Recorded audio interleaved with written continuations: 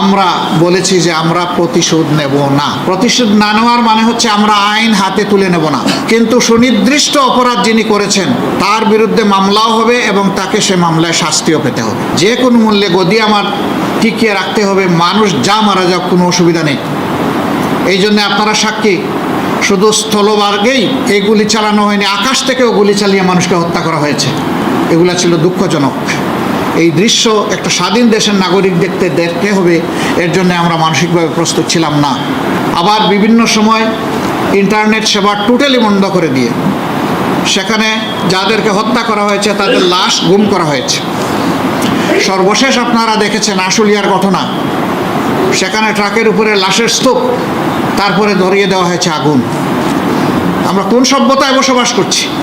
এই সমস্ত গণহত্যা যারাই সংগঠিত করেছে তাদেরকে অবশ্যই আমরা সরকারের কাছে দাবি জানাবো, অবশ্যই তাদেরকে বিচারের এবং আইনের আওতায় আনতেই হবে। এই গণহত্যা ক্ষমা করার কারো অধিকার নেই। দল হিসাবে 15.5 বছর আমাদের সাথে যে বৈরিতা করা হয়েছে, আমাদের নিবন্ধন কেড়ে নেওয়া হয়েছে, অফিসগুলোতে তালা ঝুলানো হয়েছে, আমাদেরকে স্বস্তির সাথে চলতে দেওয়া হয়নি, দফায় দফায় আমাদেরকে নির্যাতন করা হয়েছে বিভিন্নভাবে, শেষ পর্যন্ত আমাদেরকে শেষ মুহূর্তে দিশাহারা সরকার নিষিদ্ধ ঘোষণা করে তারপরে তাদের কলিজা ঠান্ডা করেছে। আমরা বলেছি যে আমরা প্রতিশোধ নেব না। প্রতিশোধ না নেওয়ার মানে হচ্ছে আমরা আইন হাতে তুলে নেব না, কিন্তু সুনির্দিষ্ট অপরাধ যিনি করেছেন তার বিরুদ্ধে মামলাও হবে এবং তাকে সে মামলায় শাস্তিও পেতে হবে।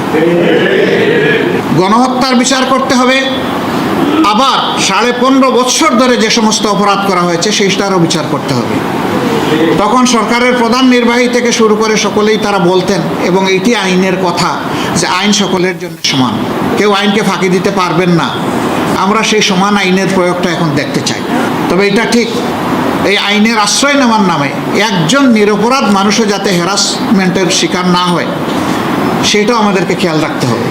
একসময় এই স্টেজে যারা বসতেন, যাদের মুখের মূল্যবান কথাগুলো আমরা শুনতাম, জাতির কাছে যেত, আজকে স্টেজে বসা লোক একজনও এখানে উপস্থিত নেই।